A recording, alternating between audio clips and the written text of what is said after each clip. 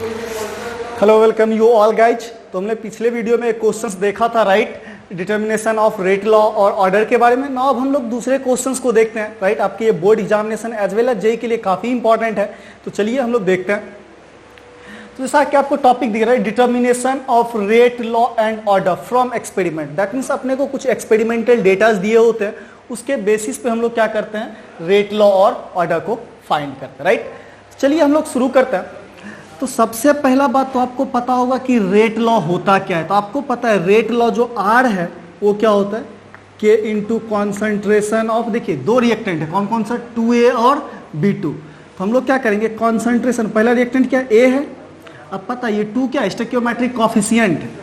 तो ये कभी भी इसके पावर जरूरी नहीं कि बराबर, तो इसको हम सपोज दैट क्या मान लेते हैं, x है। That means rate of reaction with respect to A is x। और जबकि B के रेस्पेक्ट में हम लोग क्या मान लेते हैं, B की जगह अपना क्या है, B2 है, तो B2 के रेस्पेक्ट में मैं क्या मान लेता हूँ, y। तो अपना दो रिएक्टेंट है, कौन सा, A और B2, A और B2, राइट। तो देखिए आपका जो ये स्टोइकियोमेट्रिक कोफिशिएंट होता है, ये कभी भी ऑर्डर के बराबर हो ये जरूरी नहीं है, राइट। तो इसलिए हमने इसको क्या मान लिया, x, और एक को क्या मान लिया, y। और इस वैल्यू को हमें क्या करना है, यहाँ पे फाइंड करना है। तो ध्यान से देखिए, अपने पास 3 एक्सपेरिमेंट है, फर्स्ट, सेकेंड, थर्ड। जहाँ की फर्स्ट एक्सपेरिमेंट के रेट को मैं R1 मान लेता हूँ, सेकेंड एक्सपेरिमेंट के रेट को R2 और थर्ड को हम क्या मान लेते हैं, R3, राइट। तो यहाँ से अगर अपने को R1 लिखना हो तो हम लोग क्या लिखेंगे, K कॉन्सेंट्रेशन ऑफ A। तो कॉन्सेंट्रेशन ऑफ A क्या है, 0.5 to the power X into concentration of B है, ये भी क्या है आपका 0.5 टू द पावर Y। चलो मैं इसको 1 मान लेता हूँ इक्वेशन। सिमिलरली अगर अपने को R2 लिखना है तो हम लोग क्या लिखेंगे, कि R2 में देखिए ये क्या, अगेन ये 0.5 ही रह जाता है, क्या रह जाता है, 0.5 to the power X into B। B का कॉन्सेंट्रेशन क्या है, ध्यान से देखिए 1.0 है, that is your 1.0 to the power Y। इसको मैं एक्सपेरिमेंट 2 मान ले रहा हूँ, राइट। नाउ अब अपने पास क्या है, थर्ड एक्सपेरिमेंट। तो R3 को हम लोग क्या लिख सकते हैं, K into concentration of A, right. तो कॉन्सेंट्रेशन ऑफ A इस बार क्या दिया हुआ, 1.0, क्या दिया हुआ है, 1.0 टू द पावर क्या हो जाएगा, X into concentration of B, देखिए ये भी क्या है, 1.0 टू द पावर Y। इसको मैं थर्ड इक्वेशन मान, राइट। तब इसी तीनों इक्वेशन का यूज करके हमें X और Y के वैल्यू को फाइंड करना है। तो अब बहुत आसानी से अब दिख रहा होगा आपके लिए, काफी आसान है। अगर मैं R1 बाय R2 कर देता हूं तो X वाला टर्म तो कट जाएगा, बचेगा क्या, Y वाला टर्म, उसका वैल्यू हम लोग फाइंड कर लेंगे। तो सबसे पहले हम लोग क्या करते हैं, 1/2, क्या करते हैं, सबसे पहले 1/2। तो जब 1/2 करेंगे तो देखिए क्या हो जाएगा, R1 बाय R2, क्या लिखेंगे, R1 बाय R2। और ध्यान से देखो यहां से क्या होगा, K तो कट जाएगा जब इसको डिवाइड करेंगे, और ये भी आपस में क्या होगा, कट जाएगा। तो एक बार मैं लिख दे रहा हूं, K into concentration of 0.5 to the power X into फिर से क्या, 0.5 into the power Y, 0.5 to the power Y, divided by क्या हो जाएगा, K। अगेन देखिए यहाँ पे क्या, 0.5 टू द पावर X, और देखिए B वाला पार्ट में इस बार क्या आ गया, 1.0, तो 1.0 टू द पावर Y। तो यहां से ध्यान से देखिए R1 बाय R2, राइट, क्या है, R1 बाय R2। तो देखिए R1 बाय R2 जब फाइंड करोगे, इसको डिवाइड करोगे, तो ये वैल्यू 1.6 बाय क्या हो जाएगा, 3.2। तो ये वैल्यू तुम्हारा कितना आ जाएगा, 1/2, राइट, इक्वल टू, देखिए ये K भी कट गया, X वाला जो पूरा टर्म है ये भी कट गया, ये क्या होता है 0.5 और ये 1.0, ये हाफ है और ये 1 है, तो रेशियो कितना हो जाएगा इसका, ध्यान से देखो, ये 0.5 है, ये 1 है, इसको क्या लिख सकते हैं, 1/2, टू द पावर क्या हो गया, Y। तो यहाँ से ध्यान से देखो, अगर इसको हम लोग चेक करना चाहें कि Y का वैल्यू क्या आएगा यहाँ पे, तो यहाँ से हम लोग क्या लिख सकते हैं, Y इक्वल टू क्या आ जाएगा, 1। ये तो क्लियर है, अपना Y का वैल्यू निकल गया। सिमिलरली इस बार आप क्या करो, फिर से ध्यान से देखो, इसको मैंने 1/2 क्यों किया, क्योंकि इसमें A क्या है, दोनों ये कॉमन था, ये कट गया, इसका रेशियो हो गया। इस बार अपने को क्या करना है कि Y वाला टर्म हटाना है। तो Y वाला टर्म हटाने के लिए क्या रखना होगा, ये 2, 3 को ध्यान से देखो, दोनों में क्या है, Y वाला टर्म सेम है तो कट जाएगा। इस बार हम लोग क्या करता है, 2/3 को डिवाइड कर देते हैं, दैट मीन्स 2 डिवाइडेड बाय क्या करेंगे, 3।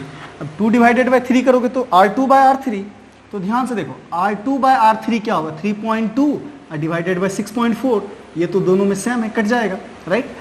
अगेन 3/2 और डिवाइडेड बाय 6.4, ये वैल्यू हम, चलो एक बार मैं लिख देता हूँ, 3.2 डिवाइडेड बाय 6.4 इक्वल टू, देखो ये फिर से जब इसको डिवाइड करेंगे तो k और k तो कट जाएगा, लेकिन ये वैल्यू बच जाएगा 0.5 बाय 1.0।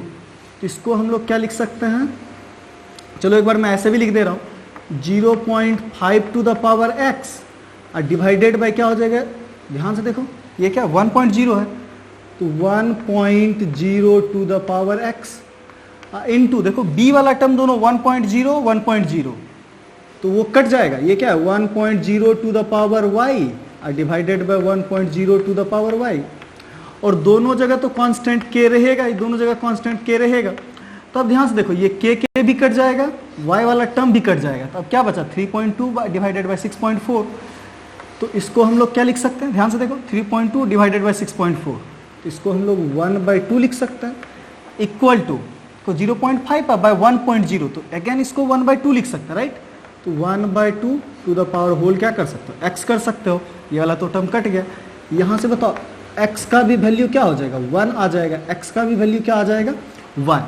तो अब हम रेट लॉ क्या लिखेंगे, रेट लॉ, तो रेट लॉ तो आपको पता है R इक्वल टू क्या होता है, K कॉन्सेंट्रेशन ऑफ, अगेन देखो क्या है A है, तो concentration of A to the power क्या हो जाएगा 1 नहीं भी लिखेंगे तो चलेगा, इंटू कॉन्सेंट्रेशन ऑफ B2, अब B2 टू द पावर क्या होगा, क्योंकि y का भी वैल्यू देखो, एक्सप्रेशन क्या है B2 to the power y का भी वैल्यू अपना कितना आया है 1 आया है, जो कि y का वैल्यू हमने यहाँ पे निकाला और यहाँ पे x का वैल्यू निकाला है, ये भी 1 हो जाएगा, तो इसको लिखने की जरूरत नहीं है, राइट। तो अगर आपसे पूछा जाए ओवरऑल ऑर्डर, तो ओवरऑल ऑर्डर क्या होता है आपका x plus Y, that means 1 + 1 value कितना हो जाएगा 2 हो जाएगा, सिंपल है। तो हमने रेट लॉ भी फाइंड कर लिया और overall order of the reaction भी फाइंड कर लिया। तो इसके लिए हमने क्या है कि 3 एक्सपेरिमेंट का डेटा का सहारा लिया।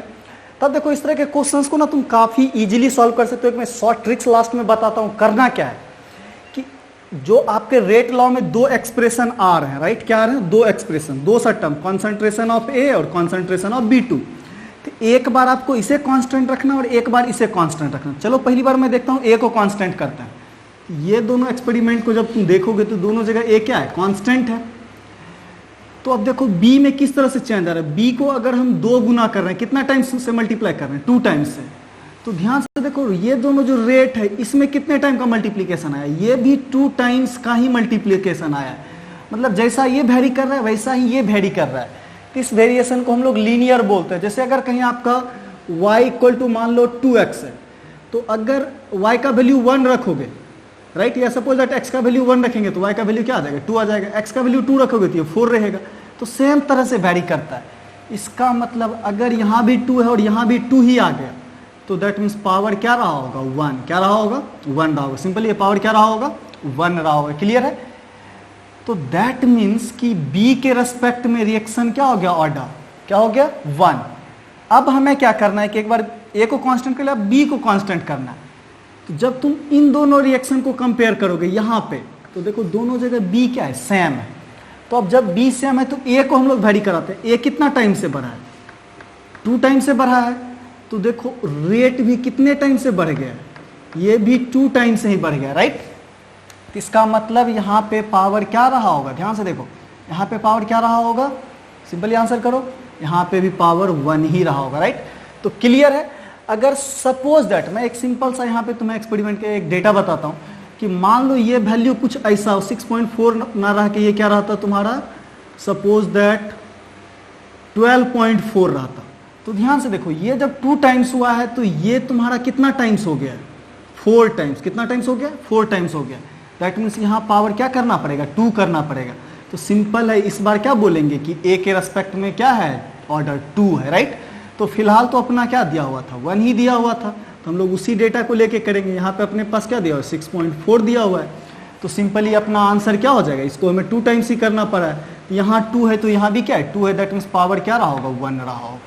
तो बहुत ही सिंपल है कि आप जो है बगैर इसको इतना सारा कैलकुलेशन किए भी इस डेटा को एक नज़र में देख के बता सकते हो कि क्या आंसर होगा। आई होप यू गाइज कि तुम्हें पसंद आया हो। तो लाइक करो, शेयर करो। Thank you.